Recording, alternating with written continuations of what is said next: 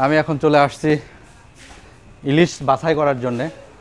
ইলিশ হচ্ছে বাঙালি জাতির একটা ইতিহাস, ঐতিহ্য। আমরা এখন দেখব যে ভাইয়ের কাছে কি রকম ইলিশ মাছ আছে। ভাই, মাছগুলো কি টাটকা? অবশ্যই ভাই, টাটকা মাছ আছে, এই নদীর পদ্মার মাছটাই আছে আমাদের। আচ্ছা আচ্ছা, দেখি একটু মাছগুলো দেখান, কি মাছ আছে।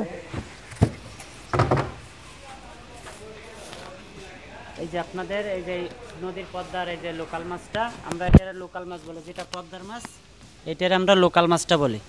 এই মাছটা খাইলে মাছের তেল হইব, স্বাদ হইব, আর পদ্মার ইলিশের একটা ঘ্রাণ কইব। আচ্ছা, আর আর মাছগুলো দেখি, বাকি বাকি মাছগুলো দেখি।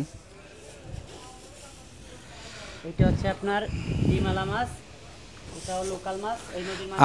আমরা এখন দেখছি আসলে মাছ সিলেক্ট করছি, যেহেতু ইলিশ মাছ অত্যন্ত স্বাদের একটা মাছ, খুব কি বলে লোভনীয় একটা মাছ। ইলিশ মাছের কথা শুনলেই জিভে জল চলে আসে। এই রেস্টুরেন্টের নাম হচ্ছে যে Bikrampur Padma hotel and restaurant. তো ভাইয়ের সাথে আমরা কথা বলছিলাম, মাছের দাম দর চলছে প্রাথমিক পর্যায়ে। এই এই এই মাছটা আমাদের দিয়ে দেন, আমাদের এই মাছটা দিয়ে দেন। হ্যাঁ, আপনাদের এখানে সাধারণত কি কি ধরনের মাছ পাওয়া যায়? এখানে আপনার ইলিশ মাছ, চিংড়ি মাছ, রূপচাঁদা আর পদ্মার পাঙ্গাস মাছ পাওয়া যায়। সাধারণত ইলিশ মাছ তো দুই ধরনের মাছ, একটা হচ্ছে যে পদ্মার ইলিশ আর হচ্ছে কক্সবাজারের ইলিশ। পদ্মার ইলিশ কি আপনাদের এখানে আছে? জি জি, আমাদের এই পদ্মা হোটেলে আসলে আপনারা সব সময় জন্য পদ্মার অরিজিনাল ইলিশটা খাইতে পারবেন।